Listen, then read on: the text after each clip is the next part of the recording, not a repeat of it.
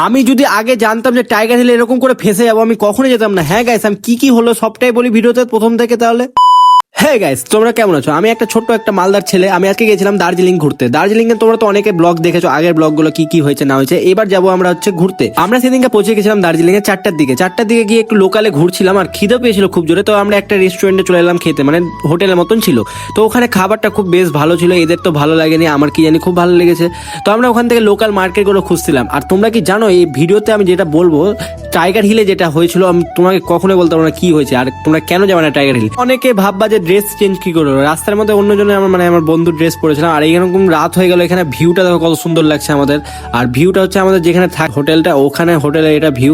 আর প্রচুর সিঁড়ি গাইস, এটাই হচ্ছে স্ক্যাম একটা বড় সড়ো। যেখান থেকে স্ক্যাম হয়েছিল ওখানে প্যাকেজ সিস্টেম ছিল। তো তাতে সকাল হলো, ড্রাইভার চলে এসে আর সকাল থেকে বৃষ্টি গাইস, বাইরে সকাল থেকে মানে রাতেও দেখলে বৃষ্টি হচ্ছে। তো সকাল থেকে ওই বৃষ্টিটা এখনো কন্টিনিউ হয়ে আছে। আমাদের ভাগ্য এত খারাপ।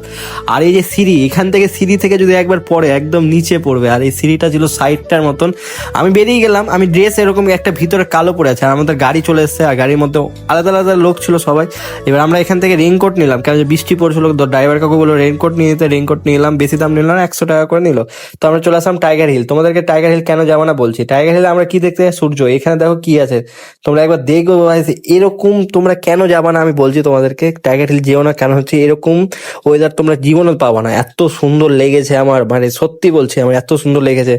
হয়তো তোমরা ঝড় বৃষ্টিতে যাওনি, কিন্তু আমি ঝড় বৃষ্টিতে গেছি, এত সুন্দর লাগছে। তোমরা ভিউটা তোমাদেরকে বলে বুঝাতেই পারবো না কেমন লেগেছে আমার। একটা জায়গায় পড়েছিলাম, রবীন্দ্রনাথ ঠাকুর লিখেছিল যে দার্জিলিং একবার চলে আসো ঘুরতে বর্ষাকালে। তো আমি বর্ষাকালে গিয়ে দেখছি এত সুন্দর ওয়েদার গাইজ। আমি দেখতে পেলাম না সুযোগ, কোনো ব্যাপার না। তারপর চলে গেলাম সেকেন্ড পজিশনে, যেখানে গেছি এরকম করে প্রণাম করে বুদ্ধদেবের মন্দির। হ্যাঁ, বুদ্ধদেবের মন্দিরে গেলাম, ভিতরে গেলাম। আর ভিতরে যাওয়ার পথে পথে আমি দেখতে পেলাম যে ভিডিও নিষেধ ছিল, সেই জন্য আমি ক্যামেরা অফ করে চলে আসলাম বাইরে। আর হ্যাঁ, তোমাদেরকে একটা কথা বলতে, আমার ড্রেস কিন্তু বারবার তোমরা চেঞ্জ করে থাকবে, কেন যে আমি জানি যে আমাকে ফটো তুলতে আমার একদিনই সময় আছে। তো আমি চেঞ্জ করে পড়ছি, মানে ওরা পড়ে গেছে অন্য, আমার চেঞ্জ করে আমরা পড়ছি। ছেলে মানুষ তো বুঝতে পারছো। আর এটা হচ্ছে তোমাদের কোথায় বলতো, এই আপ লোগোं का पसंदीदा জায়গা বাতাসিয়া লুপ। হ্যাঁ, এটা বাতাসিয়া লুপে চলে এসেছে। আর বাতাসিয়া লুপের একদম মৌসুম চেঞ্জ গাইজ, এখানে একদম কিছু চলছে না। হয়তো তোমাদের ভালো লাগবে না, এই সিজনে যেও না।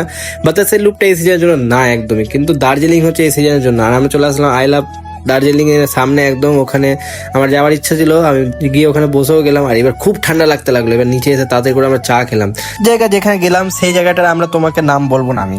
তোমরা যারা দার্জিলিং এ গেছো আর দার্জিলিং এ গিয়ে থেকেছো, সত্যিকারের তোমরা জানো দার্জিলিং এর ব্যাপার। তো ওই জায়গাটার নাম বলো, কি নাম ওটা কমেন্টে জানো। আজকের জন্য এইটুকুই থাক, পরের ভিডিওতে বলবো আরেকটা কি হয়েছে আমাদের সঙ্গে কেস। আজকের জন্য এইটুকু, টাটা।